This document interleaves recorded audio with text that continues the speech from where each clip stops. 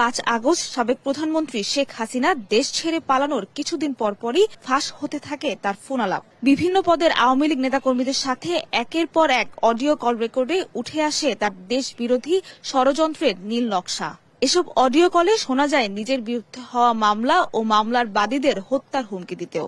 নেতাকর্মীদের সাথে ফোনালাপে বিরোধী দলের বাড়িঘরে আগুন দেওয়ার নির্দেশনাও দিতে শোনা যায়। আসামি শেখ হাসিনার এমন বক্তব্যে ক্ষুব্ধ ট্রাইব্যুনালের প্রসিকিউশন। মামলার তদন্ত সাক্ষীদের নিরাপত্তার বিষয়টি বিবেচনা করে বৃহস্পতিবার শেখ হাসিনার বিদ্বেষমূলক বক্তব্য প্রচারে নিষেধাজ্ঞা চেয়ে আবেদন করেন তারা। একই সঙ্গে 5 আগস্টের পর বিদ্বেষমূলক যত বক্তব্য গণমাধ্যম ও সামাজিক যোগাযোগ মাধ্যম থেকে সরিয়ে ফেলার নির্দেশ চাওয়া হয়। শুনানি শেষে দ্রুত এ বিষয়ে পদক্ষেপ নেওয়ার নির্দেশ দেন বিশেষ ট্রাইব্যুনাল।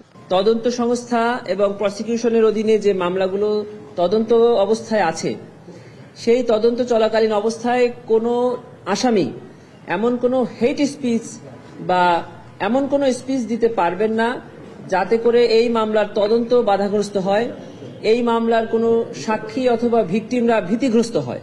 প্রসিকিউশন বলছে, ঘৃণা ও বিদ্বেষ ছড়ানো বক্তব্য প্রচারে নিষেধাজ্ঞা ও সরিয়ে ফেলার বিষয়ে ট্রাইব্যুনালের এই আদেশ পাঠানো হবে ফেসবুক, এক্স সহ বিভিন্ন সামাজিক প্রতিষ্ঠানের কাছেও। মত প্রকাশের স্বাধীনতার জন্য international covenant on civil and political rights এর যে আর্টিকেল 19 আছে, এটা কোনোভাবে শেখ হাসিনার বক্তব্যগুলোকে মত প্রকাশের স্বাধীনতার মধ্যে কাভার করে না। এগুলো মত প্রকাশের স্বাধীনতার পরিপন্থী।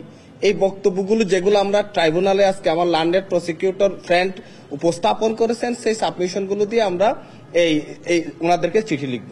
তবে শেখ হাসিনার অন্য বক্তব্য প্রচারে কোনো বাধা নেই বলে জানিয়েছেন প্রসিকিউশন। এর আগে গত 12 নভেম্বর শেখ হাসিনাকে গ্রেফতারে ইন্টারপোলের রেড নোটিশ জারির পদক্ষেপ নেওয়া হয়, যা এখনো প্রক্রিয়াধীন রয়েছে। সাবরিনা মজুমদার, দেশ টিভি, ঢাকা।